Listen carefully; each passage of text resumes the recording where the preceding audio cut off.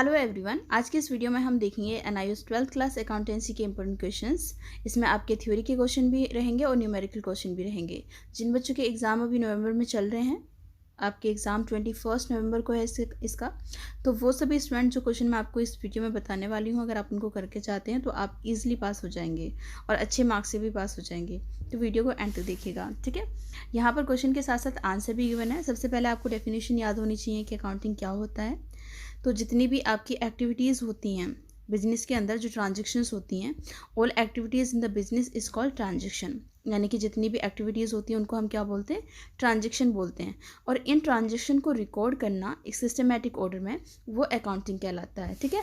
उसके बाद में आपसे अगर डिफरेंस पूछा जाएगा तो बुक कीपिंग एंड अकाउंटिंग के बीच में डिफरेंस पूछ लिया जाएगा, तो आप इन क्वेश्चंस को कर सकते हैं। अगर आपको इनके पीडीएफ चाहिए तो आप आपके सामने स्क्रीन पे जो नंबर है, आप वहाँ से भी इनके पीडीएफ ले सकते हैं। क्वेश्चन नंबर 3 है आपका, explain the meaning of going concern concept. आपको गोइंग कंसर्न कॉन्सेप्ट का क्या बताना है, आपको उसे एक्सप्लेन करना है, ठीक है। फिर हमारा क्वेश्चन नंबर नेक्स्ट हमारा क्वेश्चन है, हमें बताना है एक्रूअल बेसिस ऑफ अकाउंटिंग और कैश बेसिस ऑफ अकाउंटिंग, ठीक है। तो इनके बीच में डिफरेंस पूछ लिया जाता है, इंपॉर्टेंट क्वेश्चन है आपका ये। फिर यहाँ पर हमारे पास नेक्स्ट क्वेश्चन है कि so the accounting equation on the basis of following transactions and present a balance sheet on the last new equation balance. अब आपके सामने यहाँ पर है, इसमें देखो ये वाले क्वेश्चंस बहुत रेयर आते हैं, इस तरीके पूछे जाते हैं, बट फिर भी अगर आपको ये बेसिक नहीं आता तो फिर आप एडवांस लेवल के जो क्वेश्चंस रहते हैं आप उनको भी नहीं कर पाते।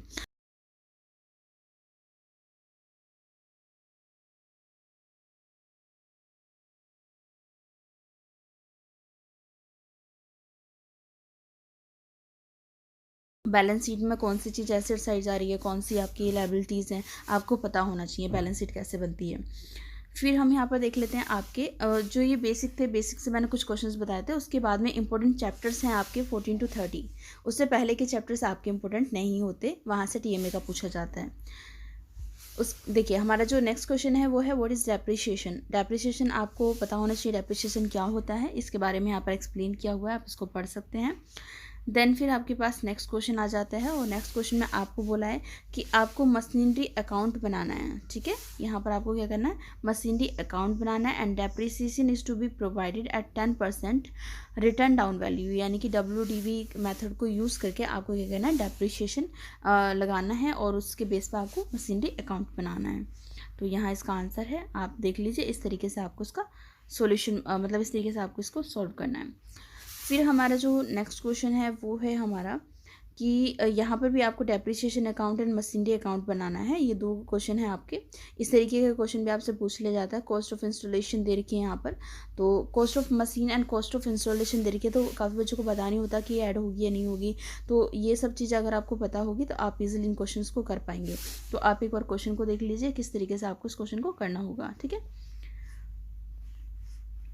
फिर हमारा चैप्टर 15 है, और चैप्टर 15 में से अब देखो थ्योरी बहुत कम आता है, बहुत कम पूछा जाता है थ्योरी में। जितने मैंने आपको यहाँ टॉपिक बताएं उनसे रिलेटेड ही आपसे थ्योरी में पूछा जाएगा, इससे एक्स्ट्रा नहीं। What is mean by reserve fund. Reserve fund क्या होता है ये आपको बताना है, तो इसका आंसर आपके सामने है। फिर हमारा सिंकिंग फंड पूछा गया है, तो सिंकिंग फंड के बारे में आप बता सकते हैं, इसका आंसर भी आपके सामने है। फिर हमारा चैप्टर 16 to 18 10 मार्क्स का है, ठीक है। चैप्टर हमारा 16 से 18 तक आपका कितने मार्क्स का, 10 मार्क्स का एक क्वेश्चन आपसे 101% पूछा जाएगा। इसको आप बहुत अच्छे से करके जाना। अगर आप चाहते हैं कि आपको ईजिली 10 मार्क्स मिल जाए तो आप बिल्कुल भी कोई अदर चैप्टर पर ध्यान ना देते हुए आप क्या देखें कि 2 दिन के अंदर ही आप इनकी प्रैक्टिस कर लें। 16 to 18 चैप्टर्स के अंदर पहले आपको बेसिक में आपको ट्रेडिंग अकाउंट बनाना सिखाया जाएगा, फिर PNL अकाउंट बनाना सिखाया जाएगा 17 चैप्टर में। फिर 18 में आपको क्या सिखाया जाएगा, आपके जो फाइनल है कि बैलेंस शीट कैसे बनानी होती है, और एडजस्टमेंट कुछ दे रखी होती हैं उनको कैसे करना होता है। तो ये आपके जो क्वेश्चन है आपको इजी वाले जो आपका 16 17 में जो चैप्टर में क्वेश्चन दे रखे हैं वहाँ से तो नहीं पूछा जाएगा, बट उनसे रिलेटेड आपका क्या पूछा जाएगा, जो 18 में फाइनल आपके क्वेश्चन होते हैं जिनमें एडजस्टमेंट दी होती हैं, उनसे रिलेटेड क्वेश्चन आपका 101% आता ही आता है। बट आपको क्या करना है, 16 to 18 तीनों ही चैप्टर्स आपको पढ़ने हैं, बिकॉज तीनों में क्या बेसिक आपको पढ़ने की ज़रूरत है पहले, देन उसके बाद में ही आप जो है एडवांस लेवल का क्वेश्चन कर पाओगे। देखो हमारे पास ये क्वेश्चन है कि आपको क्या करना है कि एक ट्रायल बैलेंस दी हुई है, यहाँ पर आप देख सकते हैं। देखिए ये आपके पास क्या है, एक ट्रायल बैलेंस है, ठीक है।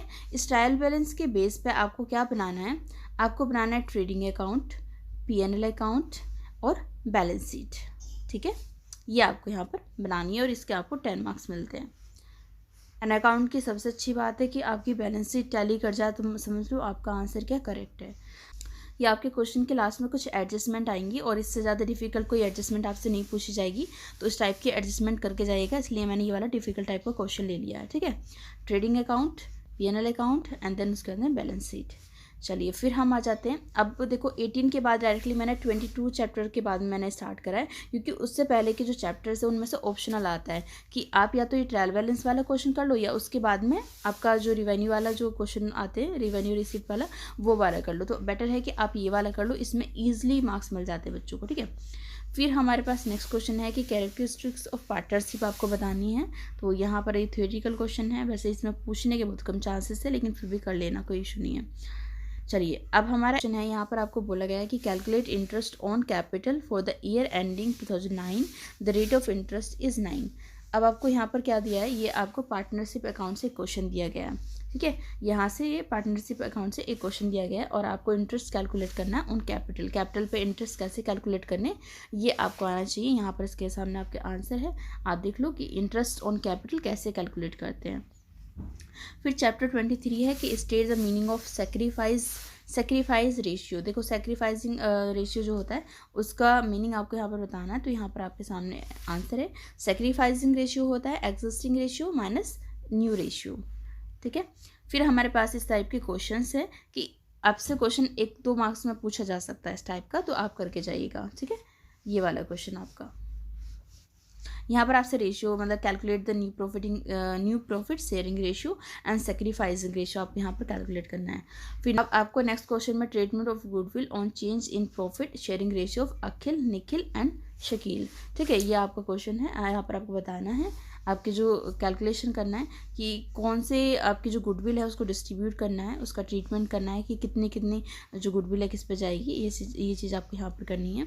फिर उसके बाद में हमारे चैप्टर 24 है।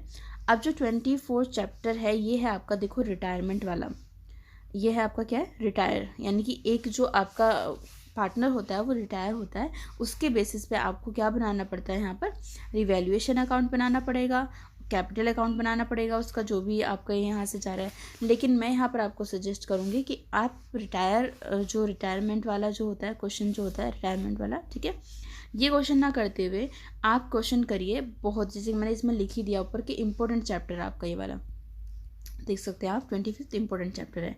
आप करें डिसोल्यूशन वाला, यानी कि डिसोल्यूशन वाला यानी कि जब कंपनी डिसॉल्व हो रही होती है तो उससे रिलेटेड एक क्वेश्चन 101% आता ही आता है। कुछ जैसे रिटायरमेंट में क्या होता है, कभी कभी एडमिशन वाला कि एक पार्टनर एडमिट हो रहा है, न्यू पार्टनर आ रहा है, तब आप बनाइए उसका रिवैल्यूएशन अकाउंट वगैरह। ठीक है, लेकिन और एक आपसे डिफरेंस पूछा जाए, मतलब एक या तो आपसे रिटायरमेंट का आ जाएगा या एडमिशन वाला, तो उसमें तो आपको पता नहीं चलेगा कौन सा क्वेश्चन आने वाला है, बट और करके जो होगा फिक्स रहता है वो रहता है आपका डिसोल्यूशन वाला। ठीक है, तो जो कंपनी डिसॉल्व होती है, डिसोल्यूशन वाला जो क्वेश्चन है वो आता ही आता है, आप इसकी प्रैक्टिस अच्छे से करके जाना। ठीक है, इसका PDF आपको चाहिए तो आप नंबर पे जैसे यहाँ पर दिया हुआ है स्क्रीन पे नंबर, डिस्क्रिप्शन में भी आप वहाँ से इसको ले सकते हैं। चलिए बाकी आप यहाँ से भी इनको देख सकते हैं, साफ साफ इनके आंसर यहाँ पर गिवन है। आपको इस तरीके से रियलाइजेशन अकाउंट बनाना है, फिर उसके बाद में बैंक अकाउंट बनाना है, पार्टनर्स कैपिटल अकाउंट बनाना है। देन उसके बाद में हमारे पास एक और हमने यहाँ पर क्वेश्चन लिया है, एक क्वेश्चन के बाद हमने दूसरा यहाँ पर एक और क्वेश्चन लिया है, आप चाहो तो इसकी भी प्रैक्टिस कर लेना। ठीक है, ये आपके सामने है, इस तरीके से ये बनेगा। ठीक है, फिर हमारा आ जाता है चैप्टर 26 to 29। चैप्टर 26 से भी आपका एक क्वेश्चन तो बनता ही बनता है, प्रोराटा वाला क्वेश्चन भी आपसे पूछा जाता है। कुछ जर्नल एंट्री पूछी जाएंगी, करने के लिए आएंगी आपसे यहाँ पर। ठीक है, इस तरीके से आप कहेंगी फॉरफिटेड वाले अकाउंट वाली और आपके रीइश्यू वाले जो आपके शेयर्स हैं उनको रीइश्यू कर दिया गया है, इस तरीके से करके आपके ना क्वेश्चंस की एंट्री आपसे पूछ आएंगी आपको करने के लिए। जैसे कि आपके सामने यहाँ पर एक क्वेश्चन दे रखा है, इस क्वेश्चन में आपको allotment money was received in full but when calls were made all the share holders paid the amount in full except a share holder holding 400 share. मतलब कोई एक पर्सन होगा, उसके जो शेयर हैं वो उसको जब्त कर लिया जाएगा, फिर उनको रीइश्यू किया जाएगा, ठीक है। तो उनकी जो एंट्री होती है ये मेन इंपॉर्टेंट होती है, ये एंट्री आपको करनी आनी चाहिए। तो इसके ऊपर मैंने अपने चैनल पे अकाउंट के रिलेटेड बहुत सारी वीडियोस डाली हुई हैं, आप उनको देख सकते हैं ईजिली। मैंने यहाँ तक कि मैंने आपके जो प्रीवियस ईयर के क्वेश्चन है वो भी सॉल्व करवाए, यानी कि शायद मैंने 2021 वाला क्वेश्चन पेपर सॉल्व कराया था, आप उसको देख लेना, ठीक है। वहाँ पर मैंने बताया कैसे कैसे ये करना होता है। तो यहाँ इसका आंसर आपके सामने है, इस तरीके से इसको सॉल्व करना है आपको। और ये क्वेश्चन आपसे पूछा जाएगा, ऐसा नहीं कि इस तरीके का क्वेश्चन नहीं आएगा, ये इस टाइप का क्वेश्चन आपसे पूछा ही जाएगा। एक और टाइप का मैंने यहाँ पर क्वेश्चन लिया हुआ है, इस टाइप का क्वेश्चन भी आपसे पूछा जा सकता है, इसी का ही है आपका ये क्वेश्चन, ठीक है। तो इस तरीके के क्वेश्चन की आप प्रैक्टिस करके जाएँ, ईजिली आप इसमें पास हो जाएंगे। फिर हमारे पास एक और क्वेश्चन है आपका, यहाँ पर एग्जाम्पल ले लिए गए क्वेश्चंस के, आप इनको करके जाना, ठीक है। अब हमारा चैप्टर 30 आ जाता है, और चैप्टर 30 हमारा आ जाता है डिवेंचर्स अकाउंट, ठीक है। अब डिवेंचर अकाउंट में भी वही आपको एंट्री करनी होती है। यहाँ पर भी इससे रिलेटेड मैंने क्वेश्चंस ऑलरेडी अपलोड किए हुए हैं चैनल पे, वीडियोस बनाई हुई हैं, क्वेश्चंस को सॉल्व करके बताया हुआ है, तो आप उनको देख लीजिएगा। यहाँ पर आप फिलहाल देख लें क्वेश्चन का आंसर क्या है और किस तरीके से आपको इसकी एंट्री करनी है, किस तरीके से आपको discount on issue of debenture account बनाना है। यहाँ पर आपके सामने इसके आंसर हैं, ठीक है। तो ये तो फाइनल हमारे इतने ही आपके क्वेश्चन से अगर आप कर लेते हो तो आप इजीली पास हो जाओगे, और अच्छे मार्क्स भी यहाँ से आप गेन कर सकते हो, ठीक है। तो चलिए मिलेंगे नेक्स्ट वीडियो में। Thank you for watching.